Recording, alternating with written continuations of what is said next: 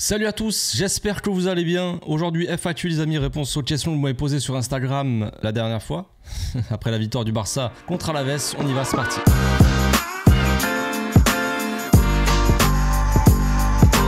Au passage, n'hésite pas à nous rejoindre si c'est pas encore fait et à partager la chaîne autour de toi, ça fera plaisir à tonton. Comment commencer cette vidéo sans parler du Don Andrés Iniesta? C'est le Don Andrés quoi. Je n'ai pas forcément les mots là pour exprimer ce que je ressens, mais on va essayer un petit peu quand même parce que je sais pas si j'aurai l'occasion vraiment de faire une vidéo. Mais voilà, vous le savez, Iniesta prend sa retraite, a annoncé officiellement sa retraite définitive. Voilà, du football. Le 8 octobre, c'était un petit peu voulu. Et effectivement, le numéro 8, si cher à Don Andrés. Si cher à moi-même aussi, évidemment. C'était un peu mon numéro aussi quand je jouais au football, le numéro 8. Donc j'ai cette petite connexion avec le Don. Tu vois, j'ai toujours kiffé Iniesta. Toujours aimé ce joueur-là. Franchement, il a fait partie de mes joueurs préférés. Évidemment, on pense à Messi, on pense à Ronaldinho pour beaucoup. Fans du Barça, on sait que ce genre de joueurs nous ont fait rêver. Mais avec Iniesta, c'était différent.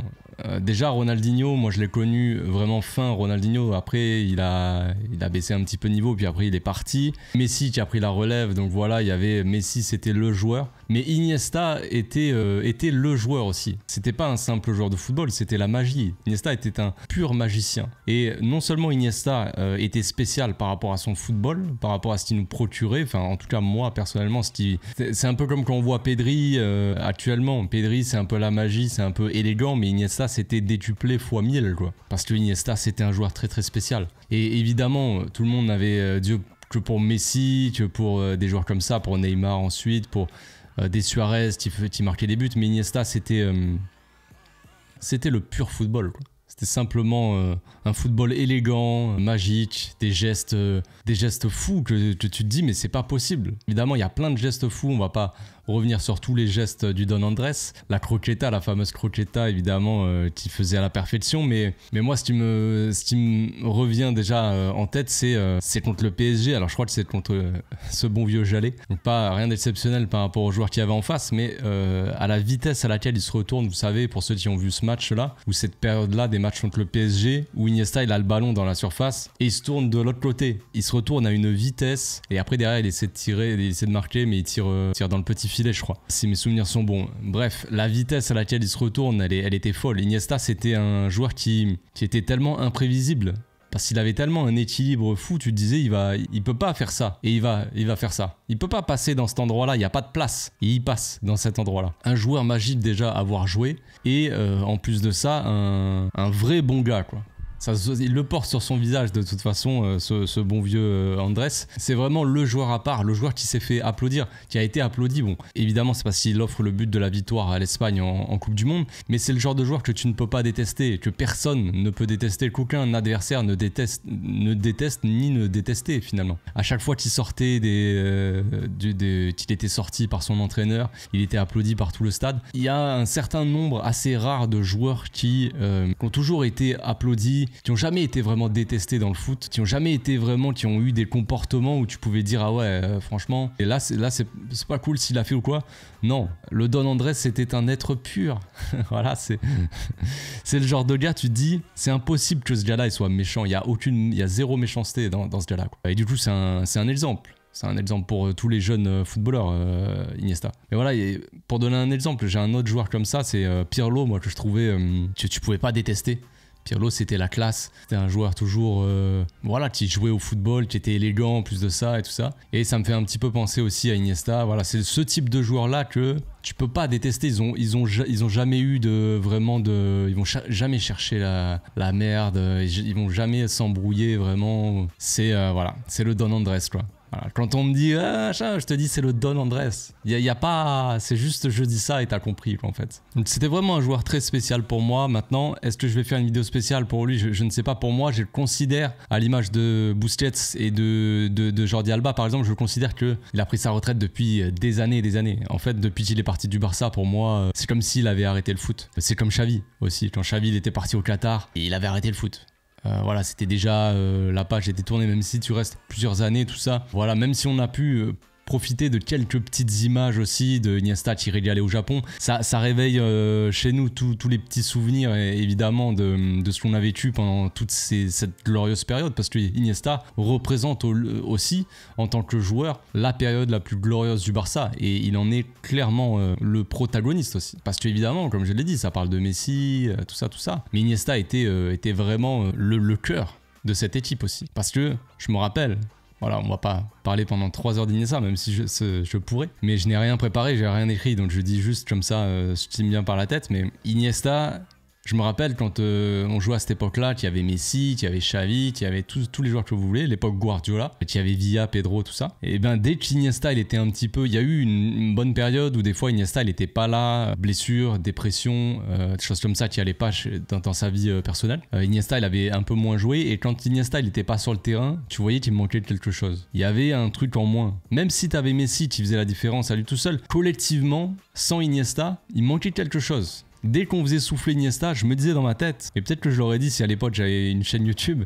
je me disais, ça manque de quelque chose. Ok, c'est le Barça, collectivement c'est fort, il y a des très bons joueurs, mais il y a ce manque de magie qui fait que tout fonctionne comme ça, et tu sais pas pourquoi, tu te dis, putain, on a vraiment trop de chance sur ce match, tous les planètes sont alignées, il y a tout qui fonctionne comme par magie, tu vois. Et ben cette magie-là, c'était Iniesta.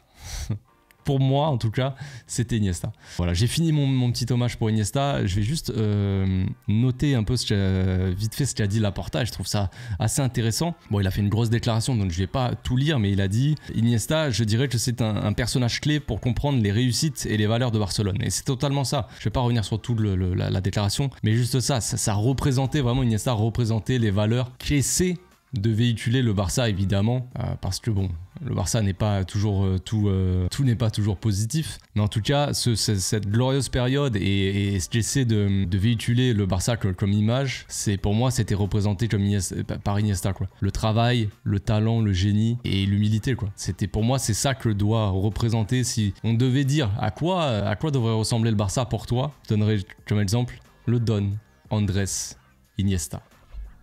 Et on arrête là. On va passer maintenant aux questions. Vous avez été nombreux à me poser des questions. C'est très gentil à vous. Merci de participer. Je vais pas pouvoir prendre toutes les questions, évidemment. Ça ferait trop. Presque 100. On va essayer d'y répondre le plus franchement possible. Je vais essayer de prendre un match de questions. Voilà, qu'on y va. On commence avec ND Taha qui dit Flick semble considérer De Jong comme un 8 plutôt que comme pivot fixe. Qu'en penses-tu? Je me suis déjà un petit peu exprimé là-dessus la dernière fois. J'avais dit, personnellement, je pense que en voyant Bernal en 6, je me suis dit, je pense que Flick, il essaie, entre guillemets, de préparer un peu la place pour De Jong, parce que pour moi, Bernal n'était pas un pivot pur. C'est un joueur qui est un petit peu plus offensif que ça, qui a été formé comme tel en tout cas. Et donc je me suis dit, peut-être que De Jong sera placé du coup, même si pour moi ce n'est pas un pivot, peut-être que Flick va vouloir le placer là en 6, parce qu'au début de la saison, il mettait Bernal en 6 et il mettait Casado un peu plus haut, comme milieu intérieur, sachant que Casado n'a jamais vraiment joué en milieu intérieur. Donc je me suis dit, bon, il essaie de se bricoler des trucs, il voit peut-être quelque chose dans certains joueurs que d'autres ne voient pas, et il a envie d'utiliser ces choses-là pour le bien de l'équipe. Voilà. Donc ça, c'était la théorie. Maintenant, la pratique, De Jong est en train de revenir, et pour le moment, il n'a pas joué en pivot. À chaque fois qu'il est rentré, alors il est rentré 2 fois, donc il a joué que quelques minutes, mais je pense qu'on peut, alors ce n'est pas un avis définitif arrêté, mais on peut s'attendre à ce que De Jong joue du coup en milieu intérieur, donc milieu un petit peu plus haut, peut-être dans le rôle que peut avoir Pedri sur la gauche. Par exemple, quand on a un Dani Olmo sur la droite, Dani Olmo va être le milieu le plus offensif, vraiment le gars qui va se projeter dans la surface, qui va faire les appels, qui va attaquer cette zone-là, ce dernier tiers, pour essayer de marquer, essayer de faire des passes décisives, être vraiment le plus décisif possible sur la cage adverse. Voilà. Bref, vous m'avez compris. Pedri, à côté, quand il joue plutôt milieu intérieur gauche, à côté de Casado, de peu importe qui a, ça va être le milieu qui va être un petit peu plus reculé, sorte de milieu un petit peu hybride entre le double pivot en phase de construction, où vraiment il descend en bas à côté du pivot pour sortir les ballons, et après en phase d'attaque, vraiment quand on attaque, quand on arrive dans la dernière partie du terrain, dans la moitié de terrain adverse ou quoi, là on va avoir un Pedri qui va être un peu plus haut, qui va essayer de combiner avec ses coéquipiers, évidemment avec beaucoup de liberté, gauche-droite, il peut se balader un petit peu partout où il veut. Ça dépend de comment on joue, ça dépend de ce que demande le jeu. Mais voilà, un Pedri un petit peu libre, mais plus haut. pas au niveau vraiment du pivot rester bas quoi. Et peut-être que Frenkie de Jong aura ce rôle-là, du coup, je pense. Avec peut-être quand s'il joue avec Pedri, un Pedri plus haut, ou avec un Dani Olmo, Dani Olmo du coup à son poste, tout ça. Je pense que vraiment Frenkie va avoir ce rôle-là. Je demande à voir sur le long terme et sur plus de minutes aussi, avec un Frenkie de Jong plus en forme aussi, parce que pour le moment, ce qu'on voit, c'est un Frenkie qui rentre histoire de jouer quelques minutes et de se mettre en jambe, mais sans plus. Il n'y a rien à dire de Frenkie de Jong là pour le moment. Il n'y a rien à dire sur lui par rapport à ce qu'il apporte sur le terrain. Il n'apporte rien là concrètement. Mais ce n'est pas une critique, c'est juste un constat. J'attends qu'il soit en forme et qu'il soit vraiment en confiance aussi. S'il l'avait dit, il l'avait souligné, avec les blessures et tout, plusieurs blessures à la même cheville, il avait un peu perdu, il avait un petit peu peur, psychologiquement ça l'avait un petit peu changé, peur de se reblesser, de rechuter à cette même cheville. Donc on attend qu'il prenne la confiance totale, qu'il ait 100% de confiance en son physique et qu'il soit à 100% aussi physiquement. Ensuite on a Mobala Godoul qui dit salut café, salut.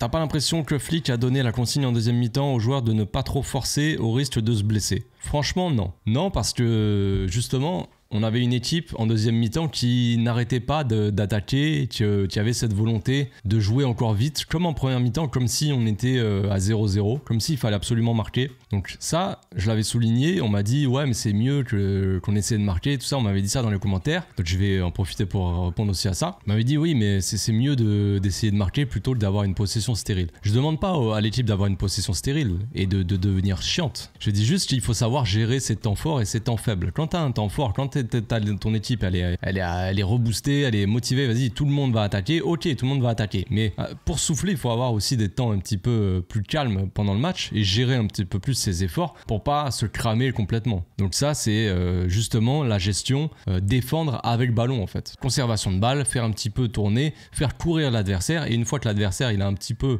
un coup de mou, une fois que l'adversaire il s'est un petit peu endormi, là tu peux accélérer et là oui tu peux te mettre à réattaquer. Toi ça t'a permis d'un peu de souffler aussi, de gérer un petit peu tes efforts, le fait d'avoir fait tourner tout ça. Et je demande un petit peu de ça, un petit mélange des deux quoi. Pas uniquement de tout le temps balancer devant, de balancer des longs ballons sur Rafinha et Rafinha qui part en courant, qui part en cavale comme un ouf. Ça va 2 minutes, mais tu peux pas jouer comme ça toute la saison, tous les matchs et pendant 90 minutes. Il faut savoir aussi calmer le jeu des fois quoi. C'est tout ce que je demande. Donc non, je pense pas que Flick ait demandé aux joueurs de se calmer parce qu'ils l'ont pas fait justement. Ensuite, on a Amine qui dit Casado, la passe sur le 3e but monumental. Ouais, la passe, elle est magnifique. On l'a vu dans l'analyse hier. Hein. Bon après, en soi, la passe, c'est ce qui déclenche toute l'action, c'est ce qui accélère vraiment le rythme et qui te fait bam, tu vois. Cette passe-là, tac, elle arrive direct et Garcia, il se retourne, il sert Lewandowski, il y a but, tu vois. Mais sans cette passe vraiment en une touche qui casse des lignes verticales, il y a rien. Donc ouais, c'est une passe vraiment très belle. Maintenant voilà, c'est Casado. J'ai pas envie d'en faire trop avec Casado parce qu'après on va me dire ouais tu nous saoules avec Casado. Mais c'est un joueur que j'apprécie, Casado, et je trouve qu'il fait du très bon travail. Très content de lui. Voilà, j'espère qu'il montera encore en puissance. Parce que évidemment il faut essayer de s'améliorer encore, de faire des plus gros matchs et tout ça, et puis voilà, on verra ce que l'avenir lui réserve, mais franchement j'aime beaucoup le joueur. Ensuite on a CAD qui dit Hector Fort n'apporte rien, totalement préjudiciable à Yamal. D'accord avec ça? Non, je suis pas d'accord. Je suis pas d'accord, c'est la tactique les gars, je l'ai montré aussi dans l'analyse. Alors après ces questions là étaient avant l'analyse que j'ai sortie hier et juste après le match à chaud, mais non. On a vu clairement Hector Fort avoir un rôle plus bas sur le terrain, je dirais pas plus défensif, mais en tout cas plus ouais. On lui a demandé de moins apporter, de moins attaquer. C'est pas une demande du joueur, c'est pas une volonté vraiment du joueur, je pense. Parce que Hector Fort de base est un latéral qui est assez offensif, qui est plus offensif que défensif. Même s'il est quand même assez solide défensivement, c'est pas le meilleur défensivement, mais c'est un mec assez solide défensivement. Mais ça reste un latéral quand même, Hector Fort, qui est assez offensif. On l'a vu la saison dernière, quand il jouait à gauche, à la place de Baldé ou de Cancelo, eh bien, il était offensif. Il montait, il centrait, il faisait des très bons centres. Voilà, il y avait cette volonté d'attaquer. Là, contre Alaves, il a joué à la place de Koundé, et il n'y avait pas cette volonté d'attaquer. Est-ce que ça vient du joueur ou est-ce que ça vient des consignes du coach? Les gars, c'est une évidence.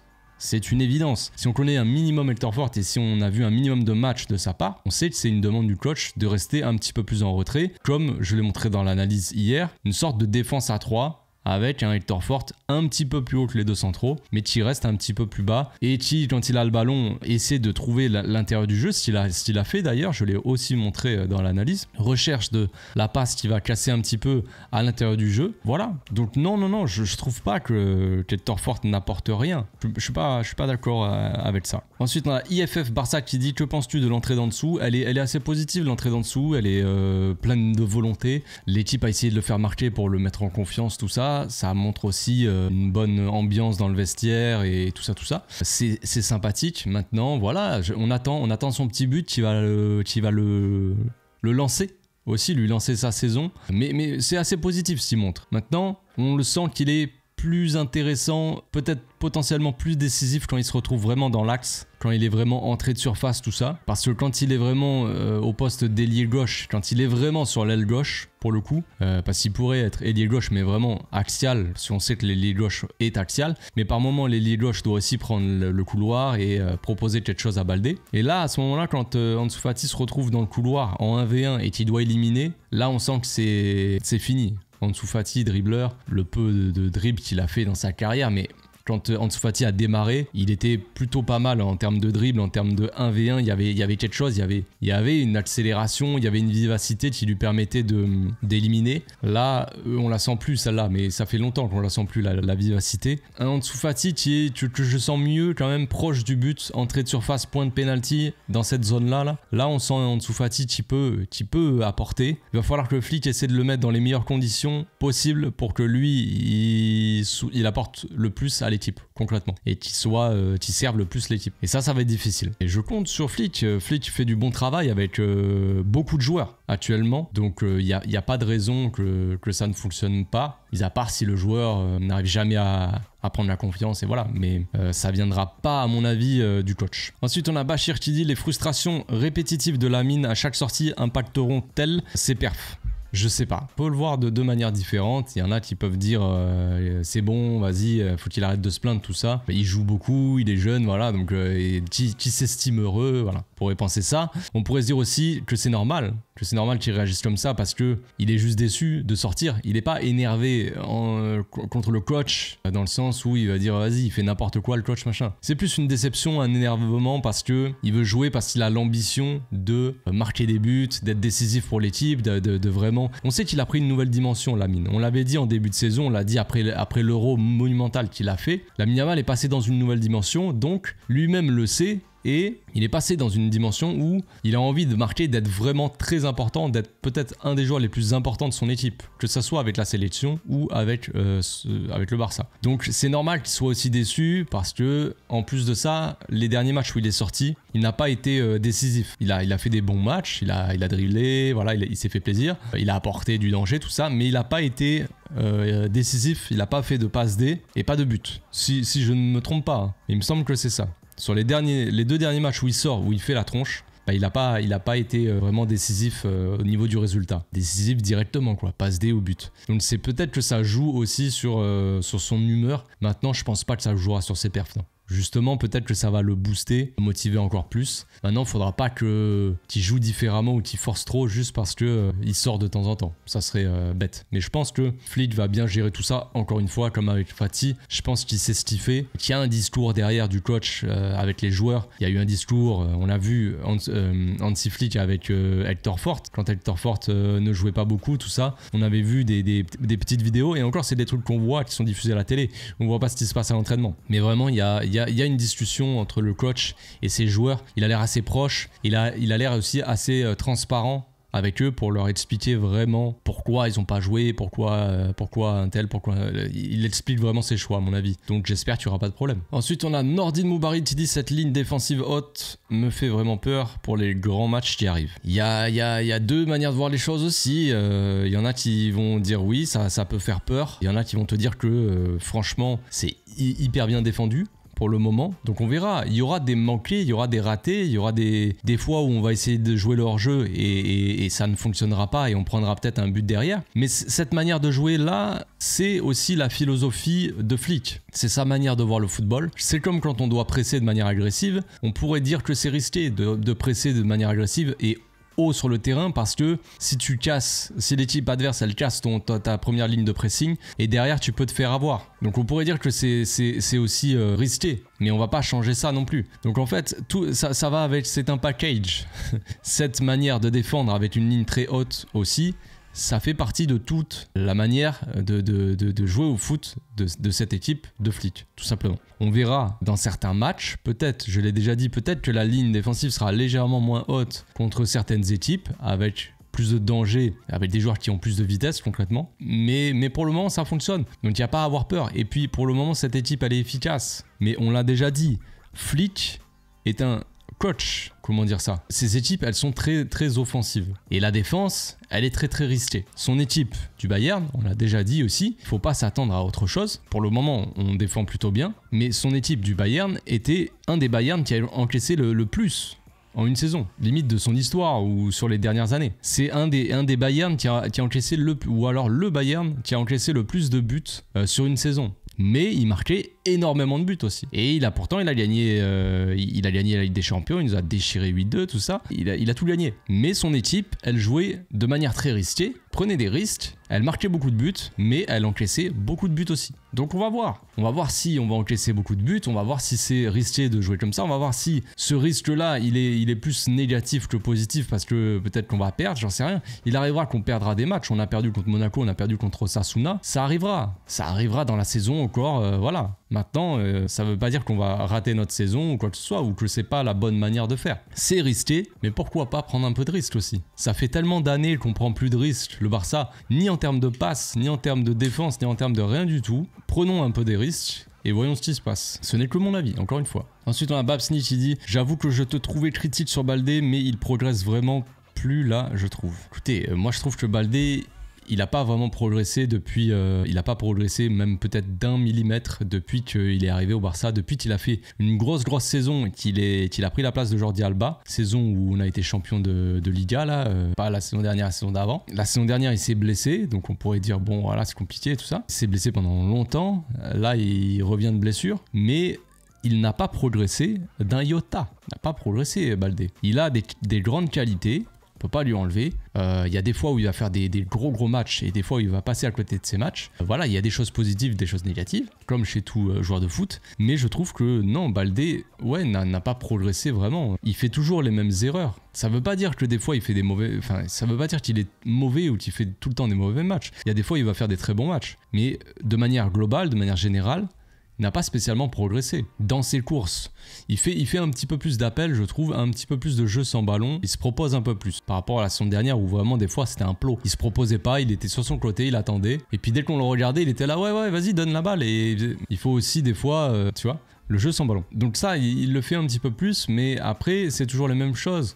Il a toujours pas progressé, par exemple, dans les centres, dans les 1v1 et dans les centres, dans sa qualité de centre, son timing de centre et tout ça. Il a pas progressé là-dessus. Donc je ne sais pas où est-ce qu'on ira avec Baldé, je ne sais pas où est-ce qu'il s'arrêtera, mais peut-être que Baldé a un gros potentiel, mais aussi un plafond assez bas, j'en sais rien. Ou en tout cas qu'il l'a rapidement atteint et qu'en fait il peut pas faire plus finalement. Je sais pas trop. On verra au cours de la saison, mais s'il continue comme ça, avec la saison prochaine, on a toujours un Baldé, certes qui peut à tout moment démarrer une course à une vitesse folle, mais qui arrive et qui fait que descendre dégueulasse, concrètement, pour être méchant, pour dire ça un petit peu grossièrement. Bon, au bout d'un moment, faut avancer, faut trouver autre chose aussi. Tu vois, on peut pas rester au même niveau. On court vite, on déborde et on fait un vieux centre pour personne. Non, au bout d'un moment, faut y aller les gars. Faut élever un petit peu le niveau, sinon ça va être compliqué. Un Baldé qui reste à ce niveau-là pendant des années, au bout d'un moment, faut trouver un autre latéral. C'est tout. Moi, j'aime beaucoup Baldé. Hein. Je dis ça,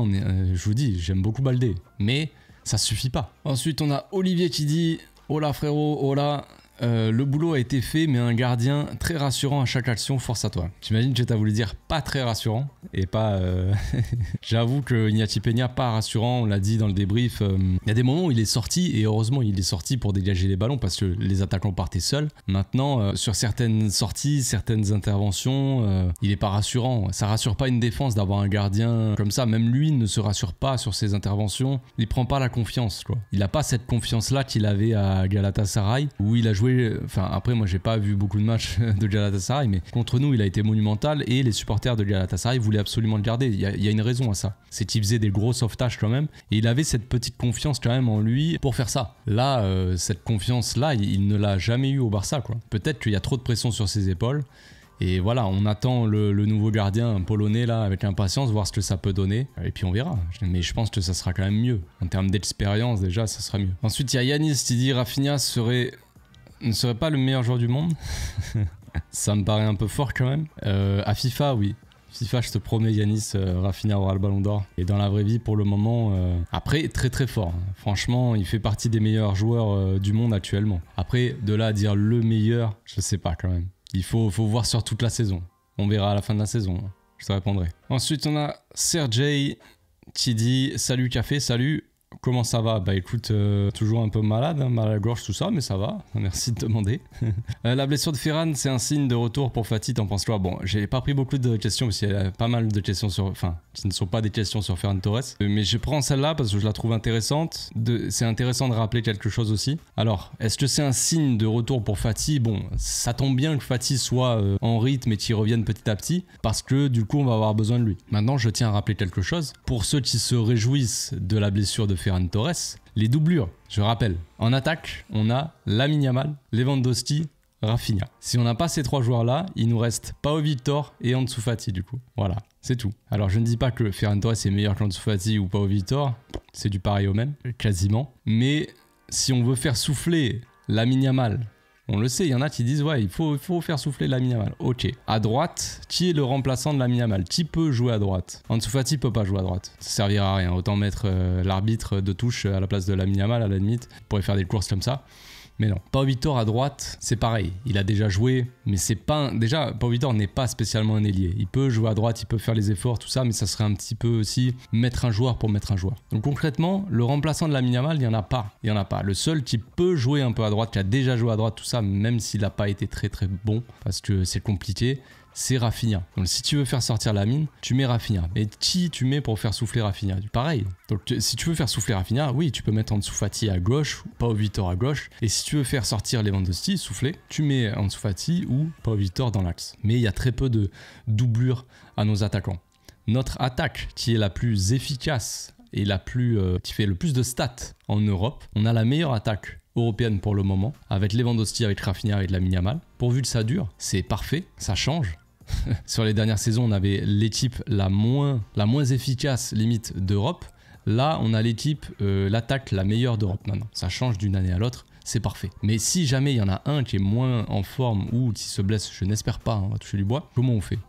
Alors ce n'est pas Ferran Torres qui est la solution en soi, je dis pas ça. Mais pour limiter le risque de blessure, il faut faire quoi? Il faut faire souffler les joueurs. Et pour faire souffler les joueurs, il faut faire jouer les remplaçants. Et qui sont les remplaçants? Bah du coup Ansu Fati et Pau Victor. C'est pas assez quand même, c'est pas assez. J'espère qu'il n'y aura pas de blessure, c'est tout. Ensuite, question de Tati qui dit comment Xavi n'a pas su trouver le meilleur dans Rafinha. Bon, on va pas épiloguer là-dessus, après on va me dire des choses. Rafinha a été très bon et a été replacé quand même dans le rôle qu'il joue actuellement la saison dernière par Xavi. Moi je veux bien, Rafinha est totalement transformé cette saison, tout comme Lewandowski surtout. Plus Lewandowski que Rafinha à la limite. Parce que le Lewandowski de la saison dernière, il était cataclysmique pour être très poli. Et le Lewandowski de cette saison, il est incroyable. Enfin, incroyable. Le mec marque autant de buts qui joue de match quoi. Donc incroyable retournement de situation avec Lewandowski. Rafinha en fin de saison dernière, il a été replacé par moment, il jouait milieu de terrain comme il a joué là, début de match par exemple contre Alaves, et par moment il jouait aussi ailier gauche, mais on sait que l'ailier gauche depuis un certain nombre d'années, en tout cas depuis même Jordi Alba à l'époque, même avec Baldé, on sait que c'est le latéral gauche qui monte, ça n'a pas changé, hein. Rien n'a changé par rapport à ça. Baldé prend toujours le couloir, et l'ailier gauche, au lieu de rester collé au couloir, à la ligne, il rentre dans l'axe. Donc il a un rôle un petit peu plus axial. Maintenant, il y a plus de liberté donnée aux joueurs. Ça c'est une évidence, on en a déjà parlé aussi. Même j'ai donné toutes les différences entre Xavi et Flick depuis le début de la saison par rapport à ce qu'on voit de l'équipe de Flick. Et il y a beaucoup de différences. Des petits détails. Dans l'ensemble, ça se ressemble, je trouve. Maintenant, dans plein de petits détails, c'est très différent. Ça change vraiment énormément avec cette équipe-là, déjà c'est qu'ils osent plus faire des passes risquées et c'est qu'il y a beaucoup de mouvements, beaucoup de liberté surtout donnée aux joueurs. Les joueurs ne sont plus obligés de rester vraiment à leur poste, ils peuvent bouger un peu partout là où ils veulent. Selon comment se passe la séquence de le jeu à l'instant T, eh bien le joueur il va se déplacer là où il doit être, là où il veut, pour que ça fasse des différences. Il n'y a plus besoin de reste à ta place, toi reste à ta place, viens pas dans ma zone. Il n'y a plus ça, Voilà, mais je suis désolé, Rafinha, son renouveau, il date pas du début de saison. Il date principalement, je dirais, du match contre le PSG la saison dernière. Match aller, où Rafinha est l'homme du match, il est monumental, en jouant à ce poste-là, d'ailier gauche très axial, et même le match retour où on s'élimine tout seul, et bien même là Rafinha est monstrueux. Si bon, on joue avec un rouge, c'est compliqué, mais encore une fois Rafinha est l'homme du match, l'homme de cette équipe plutôt, de la fin de saison du Barça, la saison dernière. Donc son renouveau et son meilleur niveau, il a commencé à revenir, à arriver avant Flick. Donc c'est pas totalement vrai de dire Xavi, machin, par rapport à Rafinha en tout cas.